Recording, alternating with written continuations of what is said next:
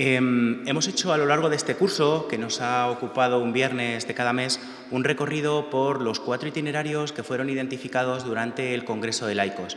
Para quienes no estén familiarizados con esta expresión, de manera muy breve, recordaré que durante los días 14, 15 y 16 de febrero de 2020 la Conferencia Episcopal Española organizó a nivel nacional un importante congreso, no concebido únicamente como un encuentro de un fin de semana, sino como un auténtico proceso de 3 años que estaba pensado sobre todo para impulsar distintos procesos, no solo pastorales, sino de alcance muchísimo más amplio, en relación con 4 itinerarios que son fundamentales para nuestra vida de fe. Primer anuncio, acompañamiento, procesos formativos y presencia en la vida pública.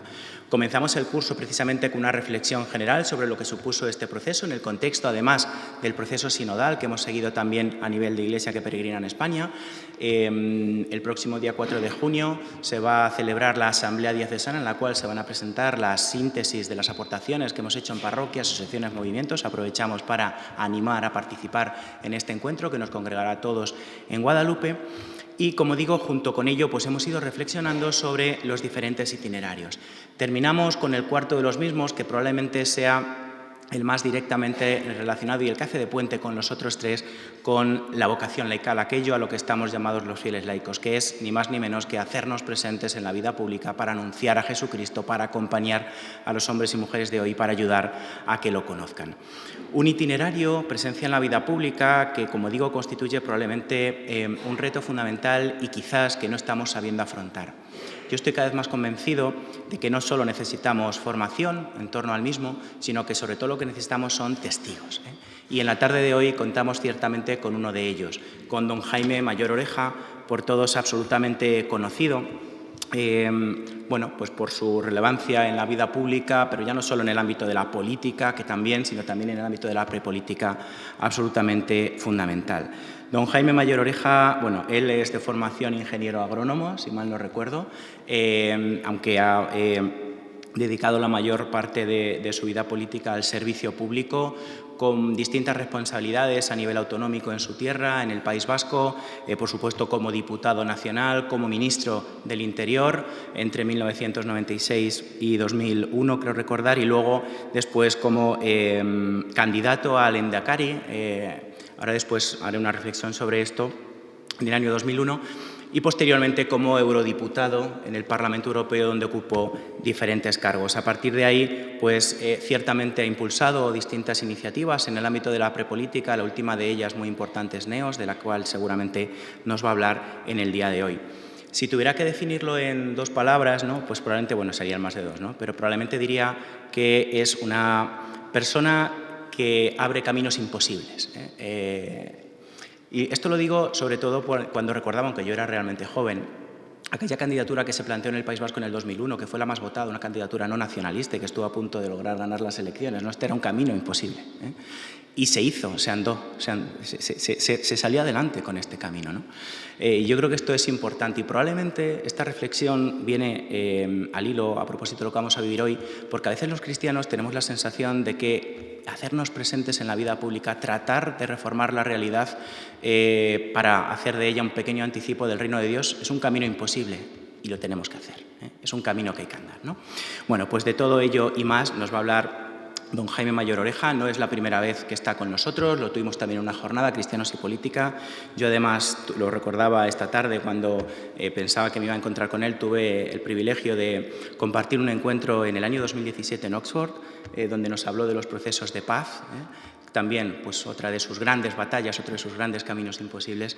Y desde la organización, don Valentín y todos los organizadores, le agradecemos muy sinceramente que nos acompañe en la tarde de hoy. Estamos deseando escucharle. Tiene la palabra. Muchísimas gracias a todos por su presencia. Muchísimas gracias al excelentísimo, reverendísimo arzobispo de Toledo, porque es un honor para mí hablar delante suyo. Y muchas gracias también a Valentín por las palabras que me ha dedicado. Nadie me había presentado como una persona que abre caminos imposibles, pero le agradezco mucho. Yo creía en otras ocasiones haber entendido que era algo así como abogado de las causas perdidas, Pero esto de la apertura de caminos imposibles no lo había escuchado nunca y me hace mucha ilusión. Diciendo que, además, no es una verdad, porque yo recuerdo cuando yo empezaba la política en el País Vasco, en los años de plomo, en los años 77, 79, 80, el peor, yo recuerdo que siempre tenía la sensación de que era una batalla imposible. El enemigo era tan poderoso, la transición era tan extraña, tan confusa, que hacía que ETA, el fenómeno de ETA, fuese un fenómeno que parecía invencible, que dominaba aquella sociedad. Y sin embargo, no fue así, porque posteriormente, ya en mi etapa de ministro del Interior, a partir del año 96, incluso desechamos algunos la idea de lo que se decía, el empate infinito. Entre España y ETA habrá un empate infinito. Deseché esa idea, pero es que antes había desechado ya en mis primeros años la idea de que era invencible, de que era el poder. Hoy nos pasa algo similar a los católicos españoles. Tenemos una mezcla entre el sentimiento de derrota, de resignación, nos sentimos derrotados, hay una moda dominante muy cruel y muy dura contra nosotros, y por eso vale recordar la presentación de don Valentín para decir que aquello que parecía imposible en el año 77, cuando yo arranco en la política, 20 años después, a raíz de los acontecimientos que recordarán Miguel Ángel Blanco y aquel mes de julio del año 97, el espíritu de Ermua, la rebelión de una generación frente a la crueldad de ETA en aquel asesinato a cámara lenta, que fue lo que fundamentalmente llevó a la práctica, tuvimos la sensación de que estamos ganando la batalla social. Y así fue. Aunque luego pudiera haber un gobierno, el posterior a nosotros, que pactó con la organización, que en vez de derrotar el proyecto y la organización, decidió que después de haber acertado en el camino correcto, lamentablemente, lejos de derrotar a ETA, le hemos hecho cogobernantes en España y futuros, si las cosas no cambian, gobernantes en el País Vasco. Pero eso no significa que la lección que al menos yo aprendí es que no se siente nunca uno sentir derrotado si tiene la razón y si tiene razones, con muchas más razones, quienes sabemos que estamos en la fe, que estamos en la verdad, sabemos que antes que después se ganará. Pero es evidente que hay que superar un sentimiento de derrota, de incomparecencia a veces, de desánimo en otras, y eso es lo más importante, es el cambio de actitud personal ante lo que está sucediendo. Pues bien, hecha esta introducción al hilo de las palabras de presentación de don Valentín, de que me gusta abrir caminos imposibles, yo soy un modesto señor que ha aprendido de la vida unas cuantas cosas, pocas, pero que trato en esta etapa, probablemente final de mi vida, en la que sí que quiero llevarlas a la práctica y quiero ser coherente hasta el final en la defensa de lo que significan mis convicciones más profundas. Pues bien, antes de hablar del tema que me habían asignado, que era el papel de los católicos en la sociedad de hoy, vamos a empezar por la actualidad. No es que quiera hacer fundamentalmente un desvío absurdo, no. Yo creo que tiene mucha razón el desvío que voy a hacerlo, porque, el presentador es Isaac, así que me equivoco. Yo decía que abro caminos imposibles. Equivocarme de esa manera es abrir un camino imposible. Pues vamos a empezar por el presente. Preguntémonos por qué. para entender el momento en el que vivimos. ¿Por qué el presidente Putin decide tomar una decisión cruel, bárbara, como es llevar otra vez la guerra a territorio europeo? Eso no es casual. El presidente Putin ha decidido hace unos meses atacar en Ucrania porque huele y olfatea la debilidad y la decadencia de Occidente. ¿Por qué se atreve ahora y no se ha atrevido hace 20 años, o 10 o 15, los rusos o los soviéticos? Porque ven que estamos en transición, en tránsito, y ve que Estados Unidos está en tránsito hacia una polarización en su base social. Los americanos están más divididos que nunca en su base social. Transitan a la polarización, a una cierta confrontación. Y Europa transita a la nada. Cuando hemos visto hace muy pocas semanas en Estrasburgo el presidente Macron, en el comienzo, en el arranque de la presidencia rotatoria de la Unión que corresponde a Francia, y le hemos escuchado decir que uno de sus grandes objetivos es llevar el aborto al lugar que corresponde a la Carta de Derechos Fundamentales de Europa, es decir, a la identidad de Europa, nos consolida en la idea de que transitamos a la nada. Y fundamentalmente Europa ha estado en la mentira frente a la verdad, en las ocurrencias frente a la verdad. Nos hemos ocupado de que una civilización necesita una cultura de defensa, es decir, necesita personas, medios, presupuesto para defenderse. Pues no, ahora vemos cómo en unos meses los gobiernos rectifican. No han estado en la verdad de la defensa. Se han olvidado que nosotros no somos un continente. Europa no es un continente. Formamos parte de la Euroasia. Y tenemos como vecinos a los rusos y un poco más allá a los chinos. Rusia con la obsesión siempre, la obsesión permanente de sus fronteras. 18,1 millones de kilómetros cuadrados, doble que toda Europa, doble que China. 148 millones de habitantes, los chinos 1.300. Y Europa, somos la península de Euroasia, una de las penínsulas. Nos habíamos olvidado de la geografía y de que un país, el más extenso de todos, tiene la obsesión siempre de sus fronteras. Y también nos habíamos olvidado que para tener civilización tenemos que ser independientes en la energía. Y ahora vemos cómo la energía hasta hoy enfrenta a dos países que tienen valores cristianos y profundos, Hungría y Polonia, porque a uno Rusia le castiga y a otro le premia. Y vemos cómo no tenemos una independencia en la energía. Esas son dos lecciones que hemos aprendido. Hay una tercera que falta,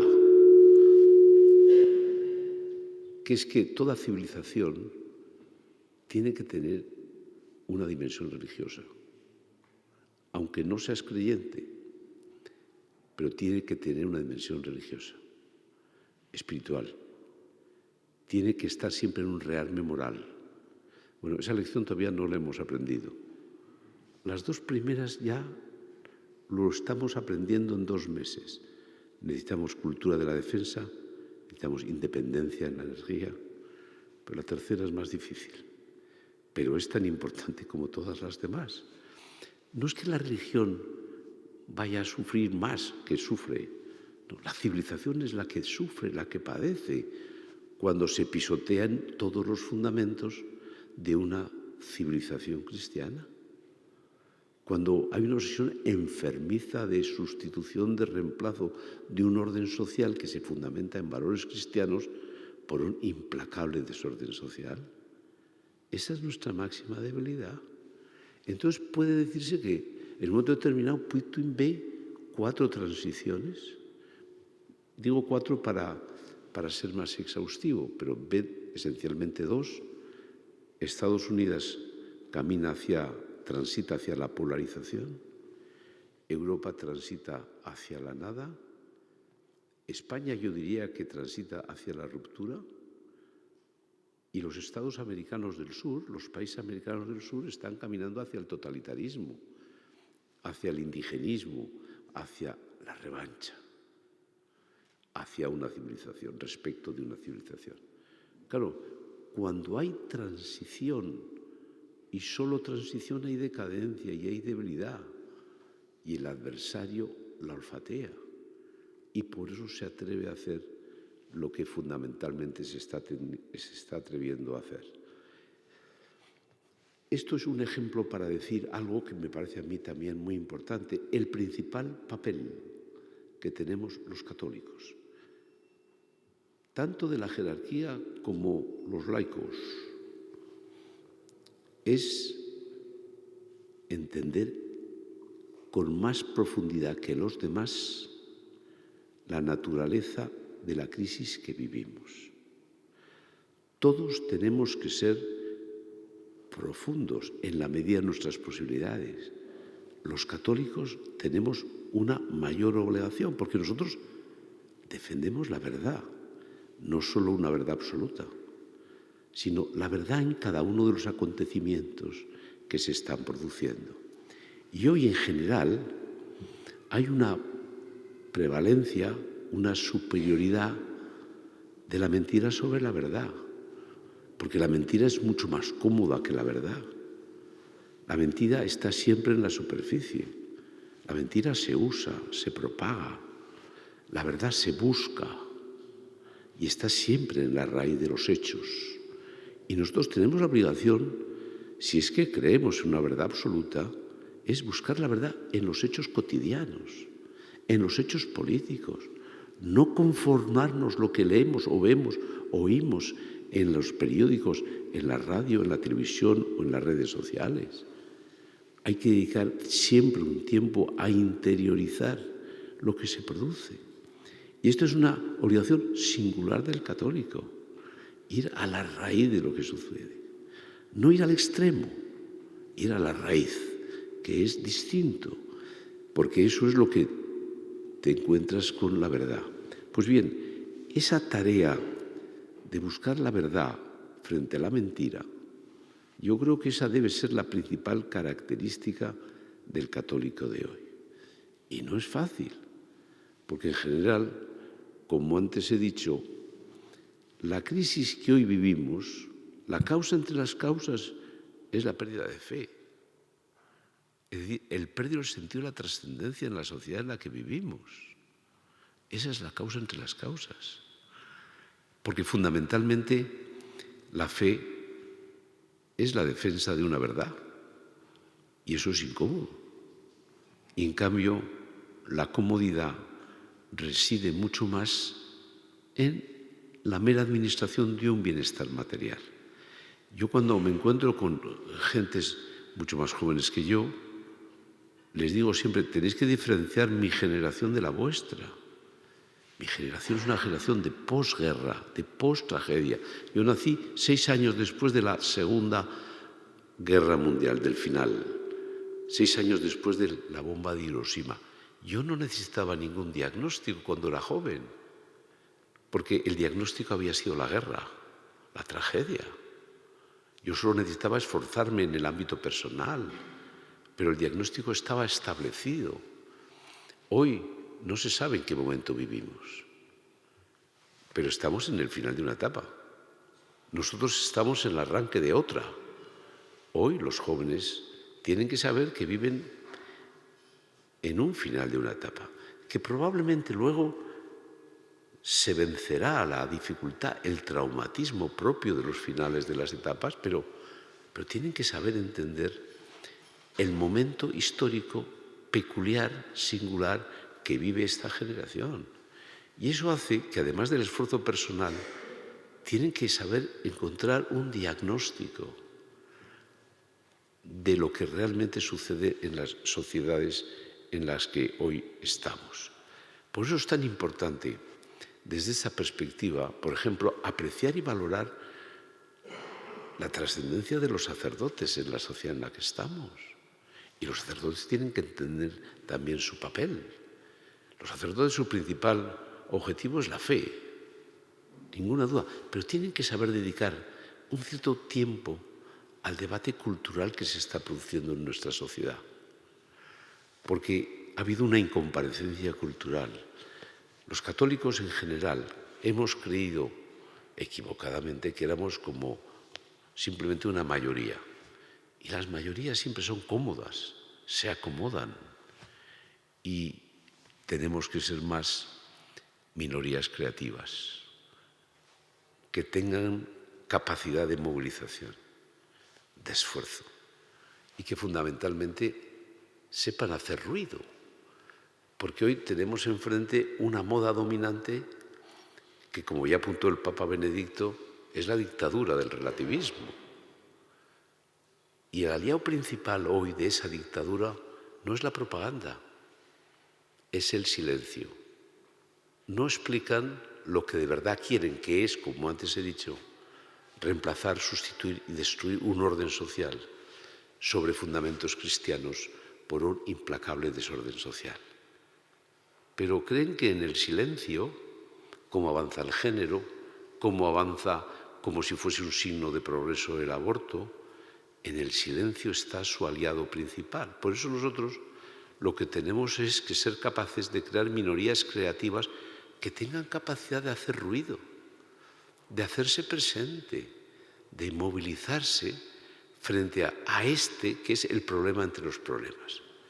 Esta iniciativa que hemos puesto en marcha desde hace unos meses, que se llama NEOS, que es una brújula norte, este, oeste, sur, esencialmente es un símbolo que dice: hay que recuperar una dirección perdida.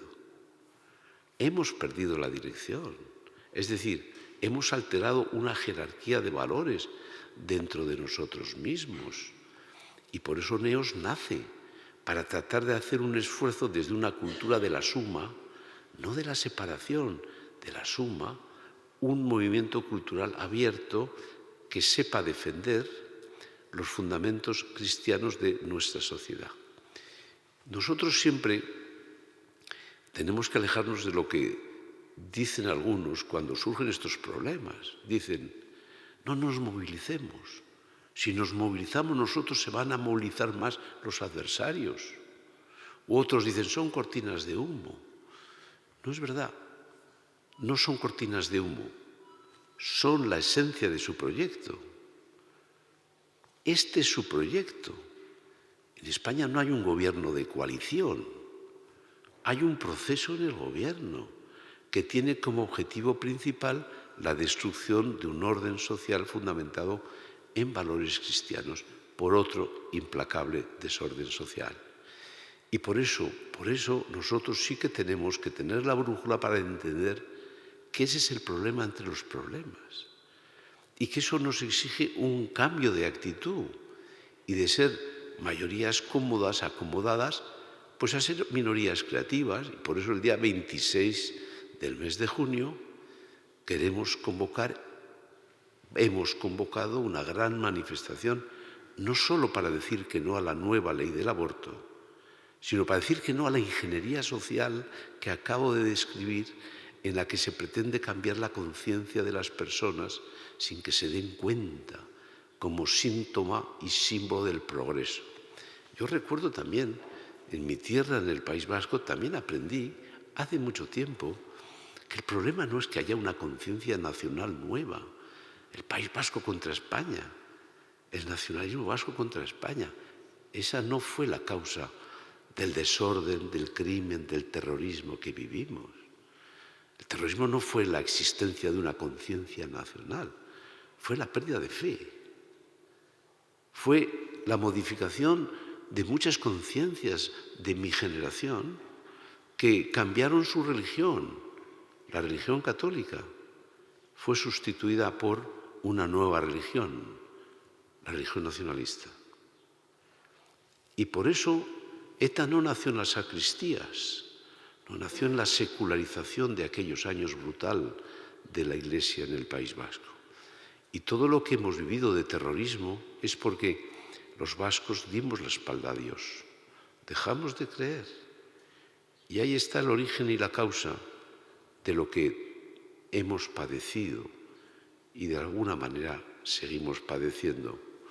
Porque, como antes he dicho, no hemos derrotado a ETA. Es una mentira. La verdad es que ETA, con la negociación, está hoy cogobernando España en el proceso que nos gobierna y aspira, y ojalá se equivoque, a que en el año 2024 gane en el País Vasco las elecciones vascas, reemplazando también al Partido Nacionalista Vasco. Pero por eso es tan importante para los católicos la defensa de la verdad, no quedarnos en la superficie. Esta es nuestra principal, en mi opinión, nuestra principal obligación. Por eso, fundamentalmente, nosotros tenemos que ser capaces de entender lo que está sucediendo para cumplir con nuestra obligación. Yo creo que si hay un tránsito, 4 tránsitos he descrito, eso es porque hay una corriente cultural en la mala dirección. Nuestra transición democrática iba en la buena dirección, pero la nada, la polarización de los norteamericanos, la ruptura o lo que es fundamentalmente el autoritarismo o fundamentalmente el indigenismo o la revancha en los países de América Latina exigen que haya un proyecto cultural alternativo. No habrá una alternativa política si no somos capaces de ofrecer previamente una alternativa cultural. Cambiar un gobierno por otro, hacer un relevo simplemente es abrazar el mal menor. Y el mal menor siempre consolida el mal.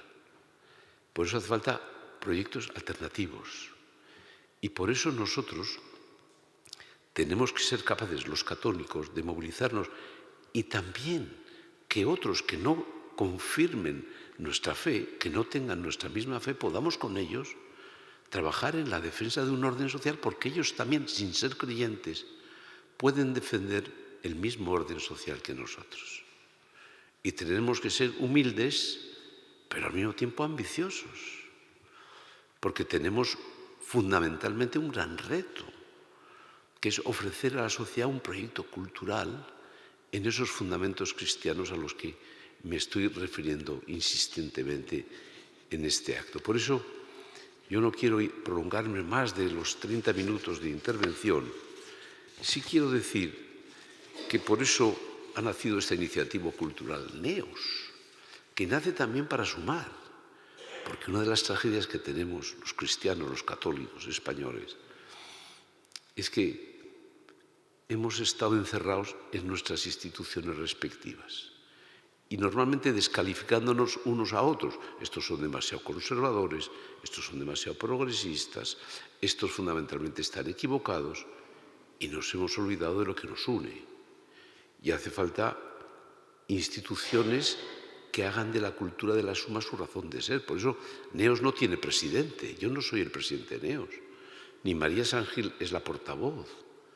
No. Nosotros queremos una corriente cultural abierta, que no se institucionalice, que agrupe a muchas estructuras, que no tengamos la obsesión de ser cabecita de ratón, sino que trabajemos para ser cuerpo de león, para tener una voz propia y para que nos escuchen los partidos políticos o los demás, pero para que podamos estar en esta sociedad. El mayor error, otro de los errores que podríamos cometer es pensar que la fe debe encerrarse en uno mismo, o en tu familia, o en tu institución.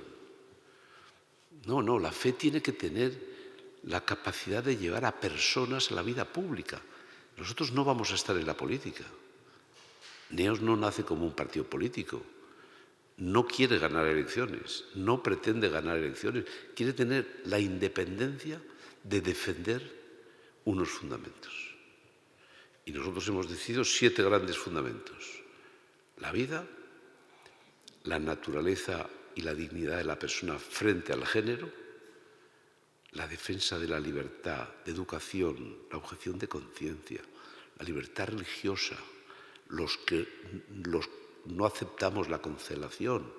Claro que tenemos derecho a estar en la vida pública. La verdad, a la que tanto estoy refiriéndome en esta charla.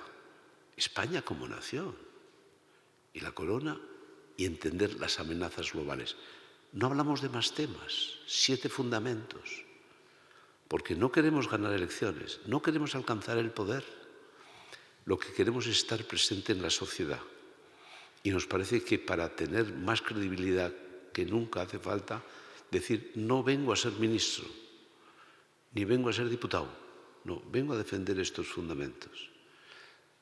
Desde la autenticidad más profunda, desde la fortaleza de nuestras convicciones, convencidos que tenemos razón y tenemos razones para que un día la fortaleza de la verdad pueda con la fuerza bruta de la mentira, que es lo que hoy nos sucede esencialmente en España y también en nuestra Europa occidental. Por eso, sin más, esperando que luego podamos hablar de más temas, pero yo termino por lo más importante. Además de pedir perdón a Isaac por el cambio de nombre que acabo de hacer, también a mí, más de una vez, me acuerdo en algún acto en Talavera de la Reina, en algún mitin, no, exactamente no, era en un pueblo de Jaén. Un amigo mío quería quedar muy bien conmigo y me dijo: vengo a presentaros a un hombre admirable, un hombre que es un monstruo de la política, y con ustedes, ya os diré, entenderéis, pero me dijeron: con ustedes, Marcelino Mayor Zaragoza. Es decir, ni respetaron mi nombre ni mi segundo apellido. Marcelino Oreja era porque mi tío es Marcelino Oreja Aguirre, y Zaragoza porque había un Federico Mayor Zaragoza.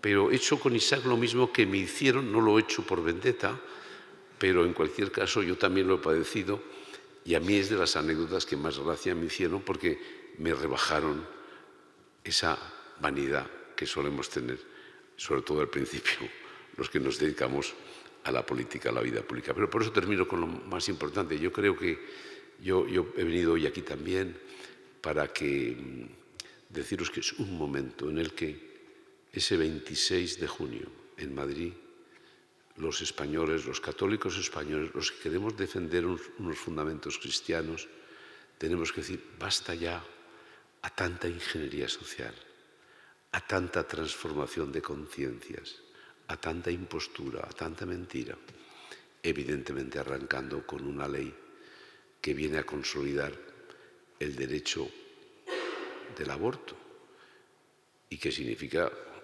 probablemente la aberración entre las aberraciones de lo que ha sucedido en España, lo que ha sucedido en Europa, y que al final esa batalla habrá que ganarla, y se ganará.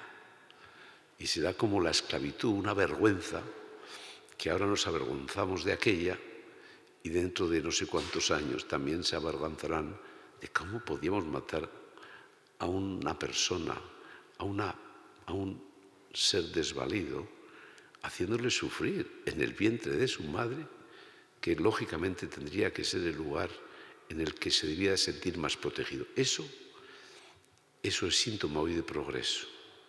Y eso será una de las vergüenzas, no sé cuándo, no sé si lo veremos o no lo veremos, pero será una de las vergüenzas de la época en la que estamos viviendo, como bien lo dijo don Julián Marías, que decía siempre que el aborto era fundamentalmente la mayor tragedia del Occidente en el siglo XX.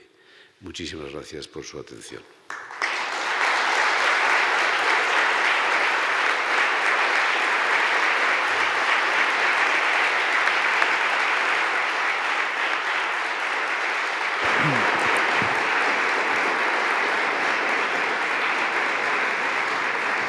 Muchas gracias, don Jaime, por su intervención, que yo creo que ha presentado un diagnóstico brillante del del panorama actual de nuestra sociedad.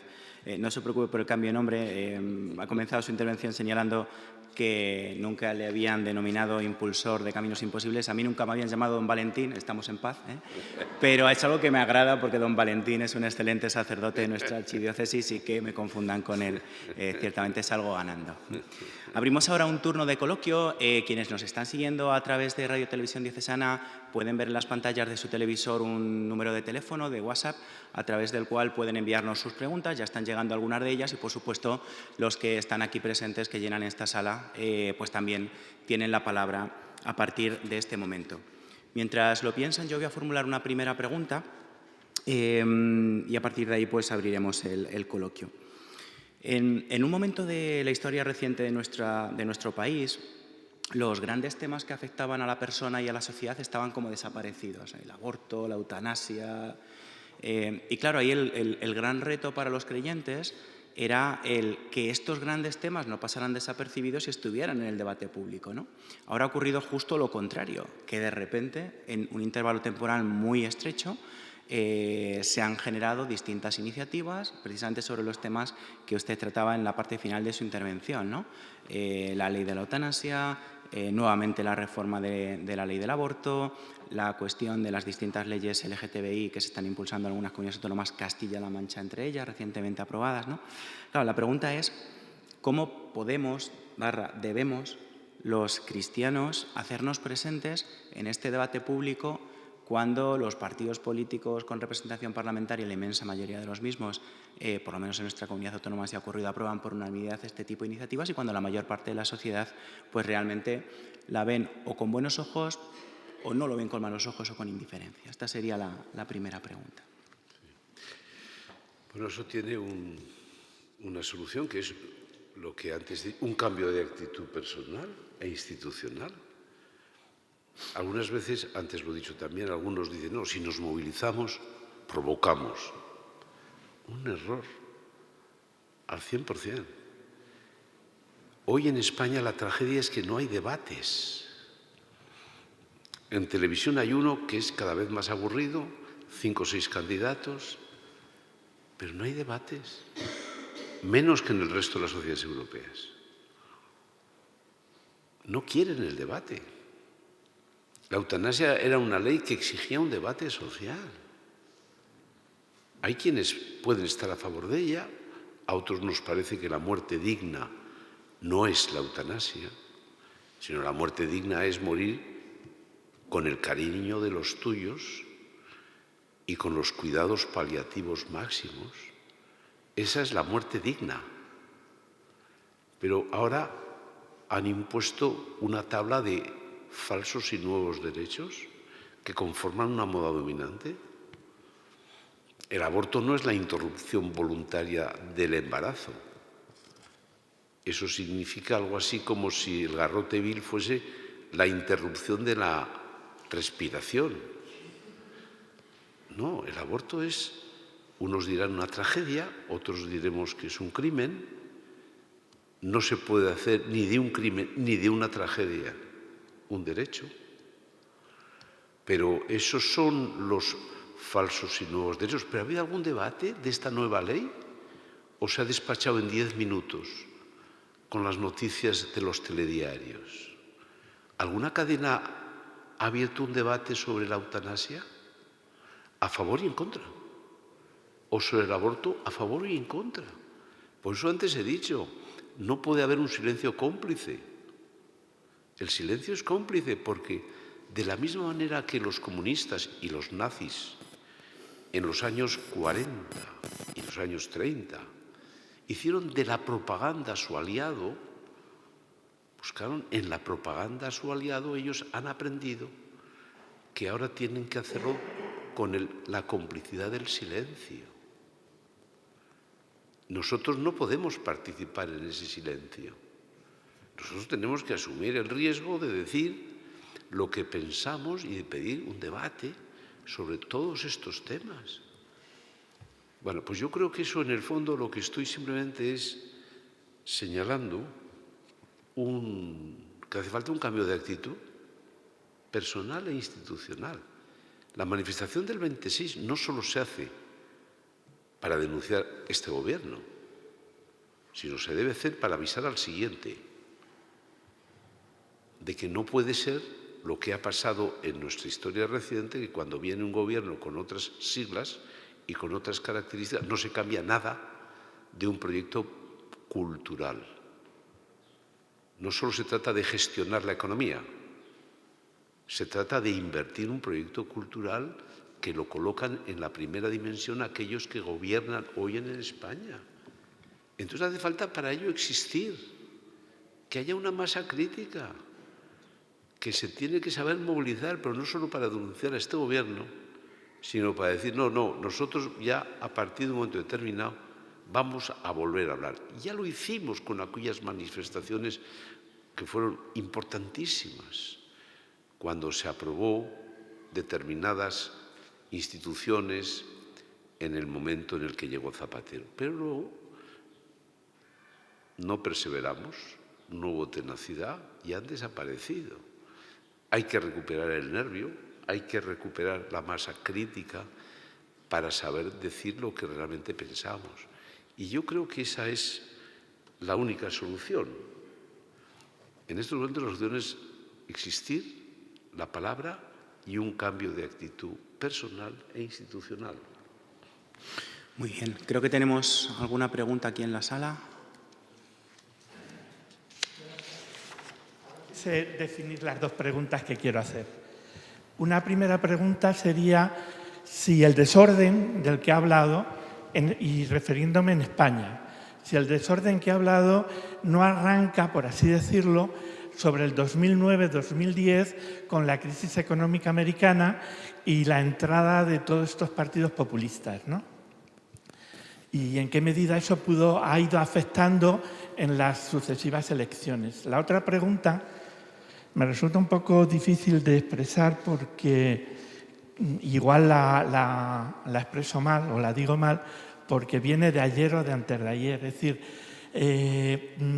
se ha aprobado una ley, más o menos, aunque me puedo estar equivocando, en donde de alguna manera se premia a dos grandes plataformas de comunicación que van, creo yo, que pueden posibilitar esa mentira de la que usted está hablando, porque son dos grandes plataformas que más o menos todo el mundo estamos viendo, no las quiero decir por no hacer propaganda, pero que ponemos el televisor, y no me refiero a la 1, ponemos el televisor y nos están dando información constantemente y silenciando lo que dice usted y silenciando la verdad, ¿no? ¿En qué medida, en el primer caso, ha traído la consecuencia de la que estamos viviendo ahora? Y la segunda, ¿qué nos puede deparar? Si no me he confundido bien en esa ley que han sacado, donde, pues, según hablaban esta mañana y ayer en otro medio de comunicación afín a la Iglesia, se premiaba estas dos grandes plataformas, con lo que eso significaba, porque yo ya en una de ellas ya empezaba a notar ciertos giros. Antena 3. Le ha costado ya decirlo, pero vamos a ver, yo creo que el desorden en España y en Europa arranca antes. Es decir, el mal, la peor expresión del mal es la guerra. Cuando terminamos la Segunda Guerra Mundial en el año 45, se había expresado el mal entre los males, la guerra. Pero luego el mal se sigue expresando. Y en la década de los 60 el mal se expresó con el aborto, con su legalización y su legitimación.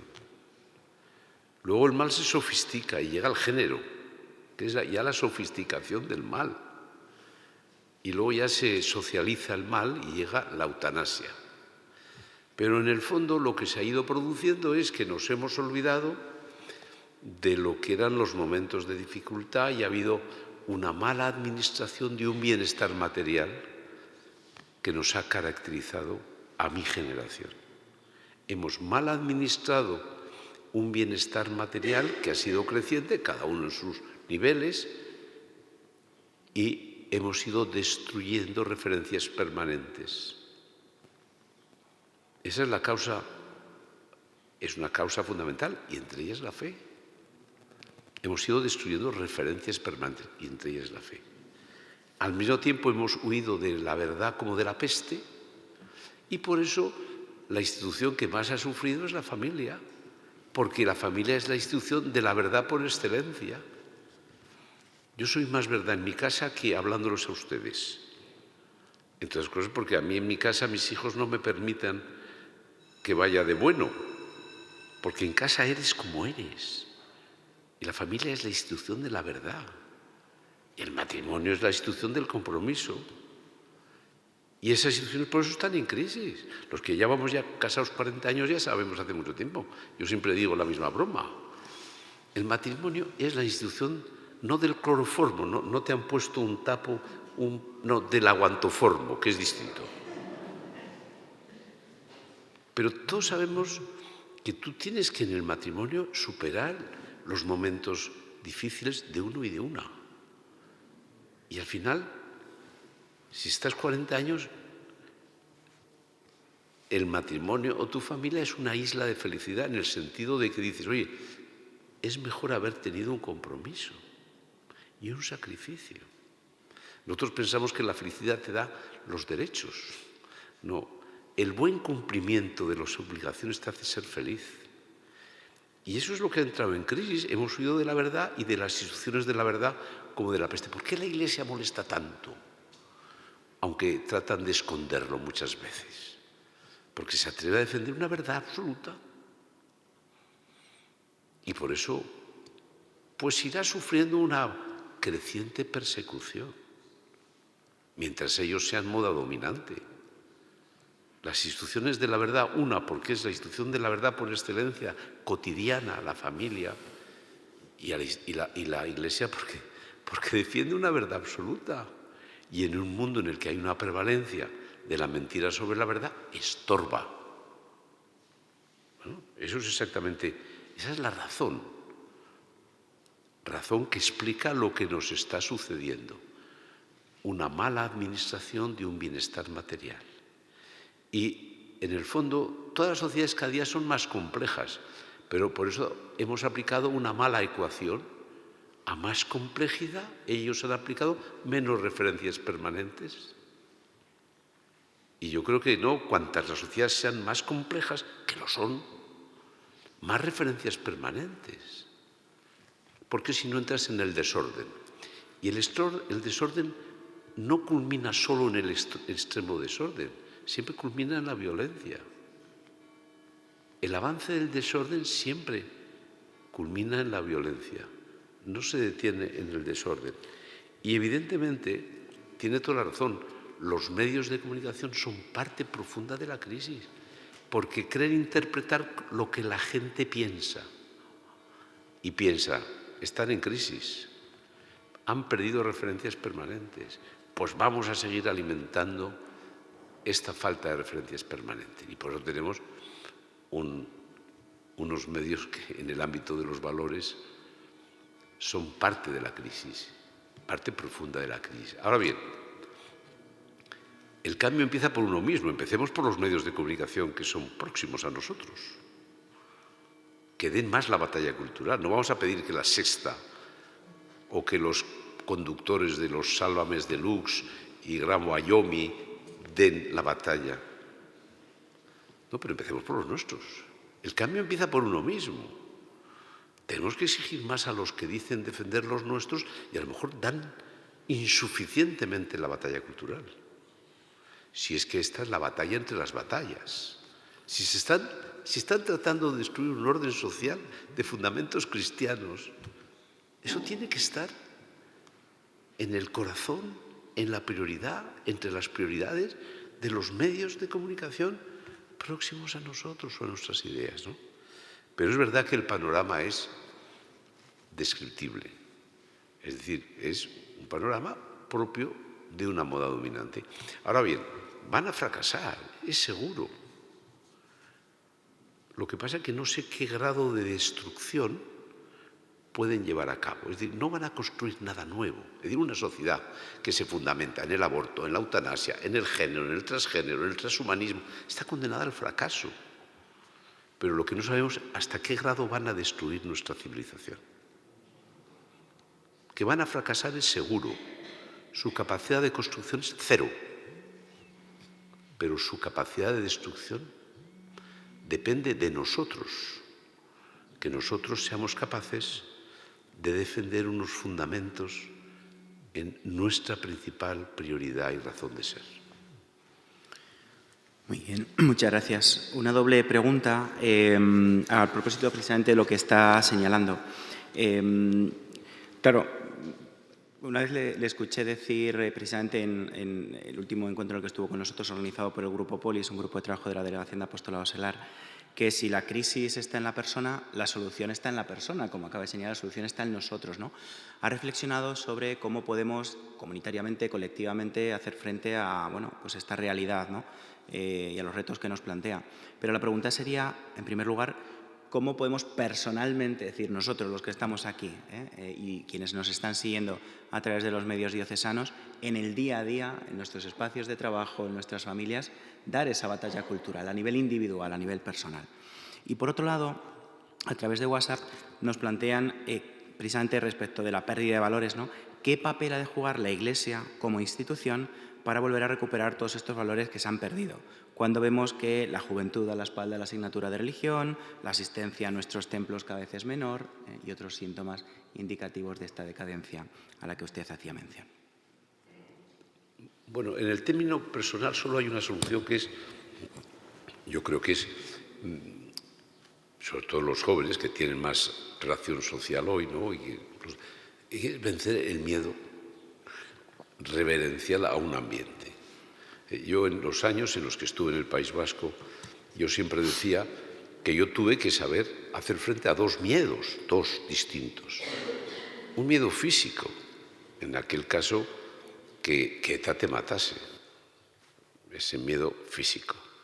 Pero luego había otro miedo que siempre a mí me ha resultado más difícil de vencer, que es el miedo reverencial, es decir, que te digan a ti en tu tierra y en tu ciudad que porque defiendes a la Guardia Civil o a la policía o a España, eres un mal vasco.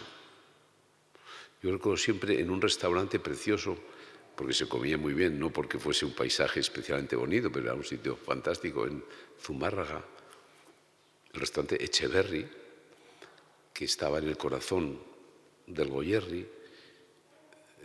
Zumárraga tenía en ese restaurante, enfrente mismo, un gran cartel que estuvo años, que decía lo siguiente: Oreja, si eres vasco, eres de asco. Y no era por mí, era por Marcelino Oreja, que se había presentado en Guipúzcoa el año 79. ¿Qué es lo que pretendían decir? Tú estás cancelado. Lo mismo que ahora. ¿Tú defiendes la vida frente al aborto? Cancelado.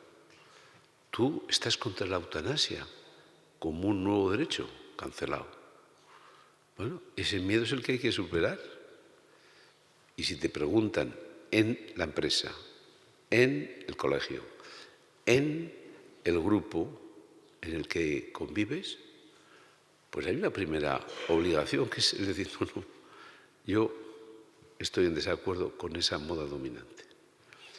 Bueno, a mí me parece que si la crisis está en la persona, la solución estará también en la persona y en superar un miedo reverencial a veces de identificarnos como tal.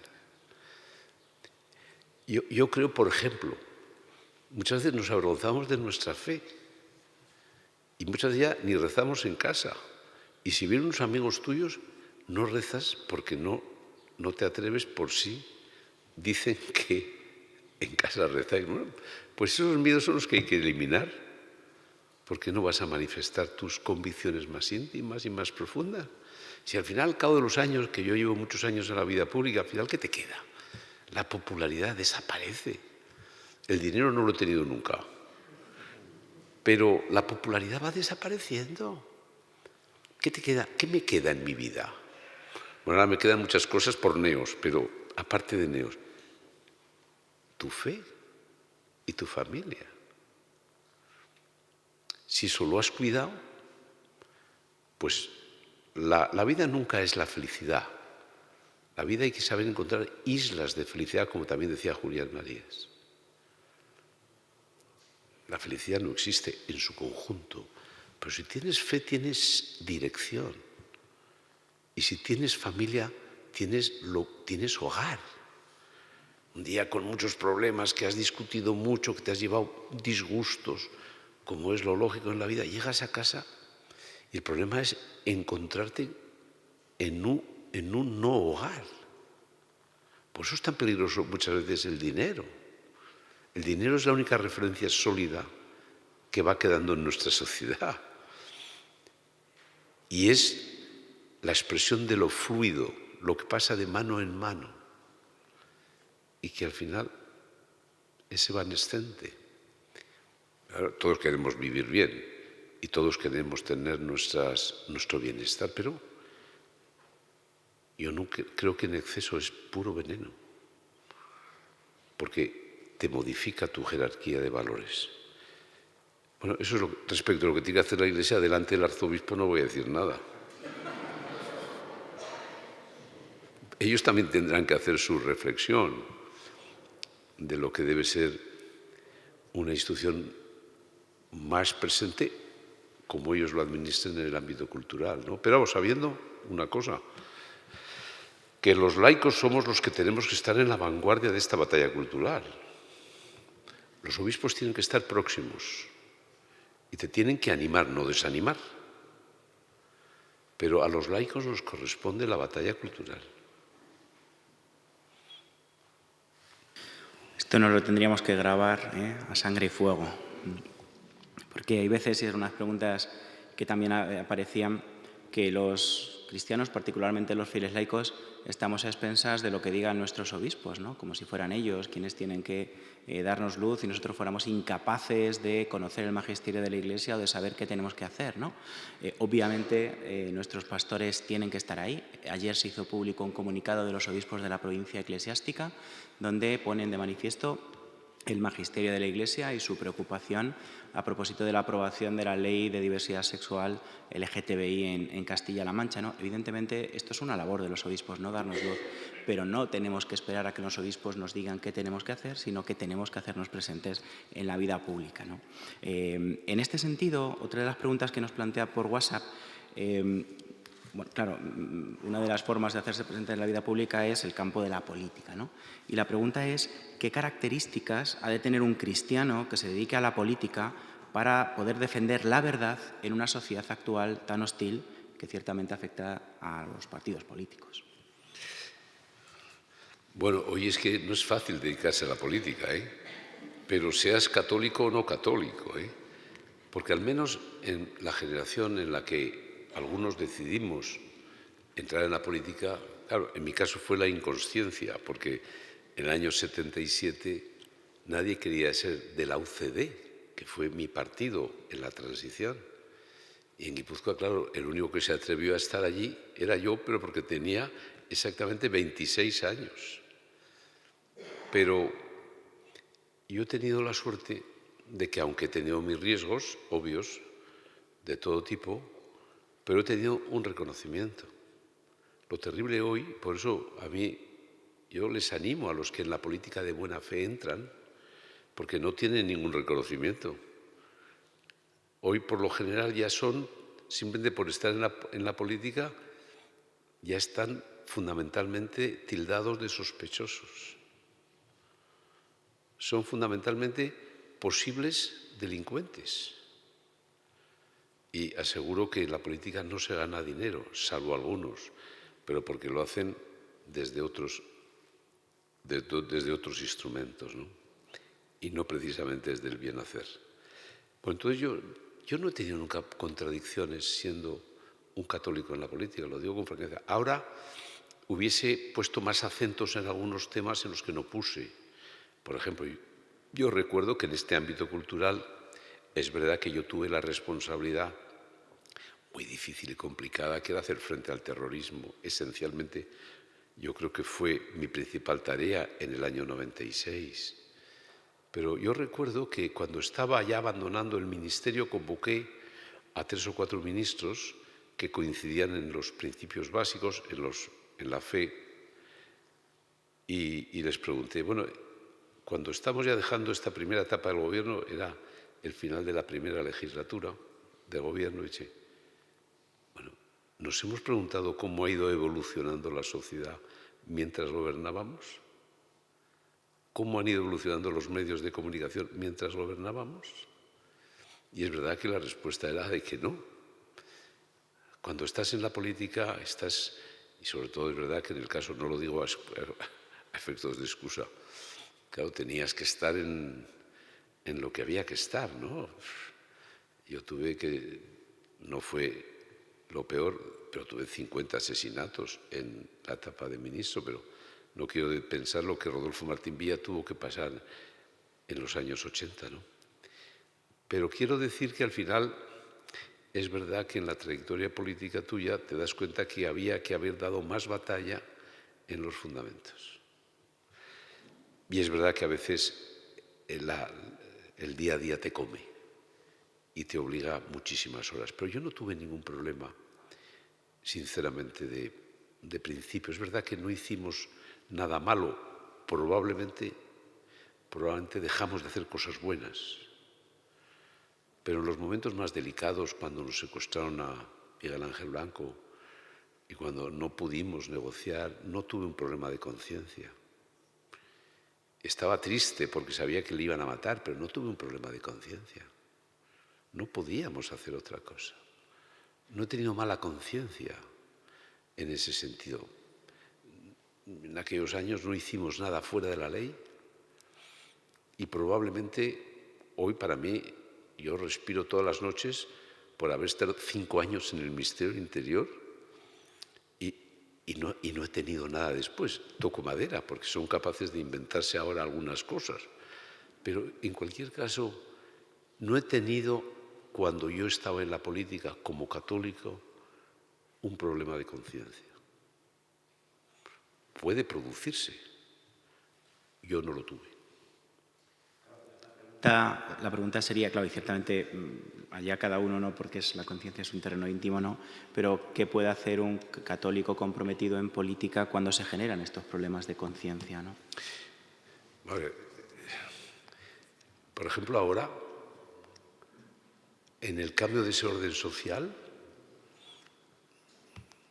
algunos pueden tener el problema de que en el partido en el que están va a ser difícil que mantengan la coherencia. Es decir, si se quiere no cambiar la ley del aborto o la eutanasia y no se quiere dar una batalla cultural, ya han pasado años suficientes como para saber que ahí sí que puedes tener un problema de conciencia. Entonces, por eso yo les animo que se hagan de neos, para que no tengan problemas de conciencia y que sigan en la actividad pública, que a veces tenemos la obsesión, y es verdad que los medios así lo animan, que solo en la vida pública están los políticos. Y por eso en España no hay sociedad civil. Solo la Iglesia es una institución presente en la sociedad civil, pero las otras instituciones no existen. Es una falacia. La sociedad civil tiene que opinar, tiene que decir, pero si no hay masa crítica. Por eso hacemos neos.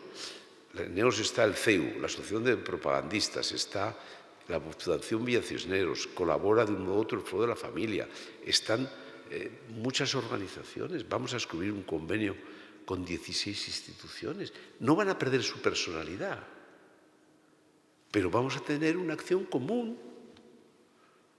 Por eso hay que ir a manifestarse el 26, porque vamos a tener una acción común todas las asociaciones e instituciones, no solo que defienden la vida, sino también la familia y otras muchas instituciones que están puestas hoy en entredicho. Muy bien, pues hay más preguntas, pero tenemos que terminar aquí. Nos quedamos, voy a dar la palabra a continuación a don Francisco, nos quedamos con este mensaje final doble, ¿no? De por un lado, cómo los cristianos a nivel particular tenemos que hacernos presentes en nuestras familias, en nuestros ámbitos de trabajo para compartir nuestras convicciones más profundas sin miedos, sin complejos, sin vergüenza.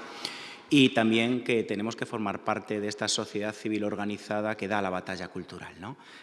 Bueno, pues por mi parte nada más, agradezco a don Jaime su ponencia, que ciertamente yo creo que a todos nos ofrece mucha luz, y damos la palabra a don Francisco para que clausure no solo la sesión de hoy. Perdón, un segundo, simplemente dar las gracias a Isaac.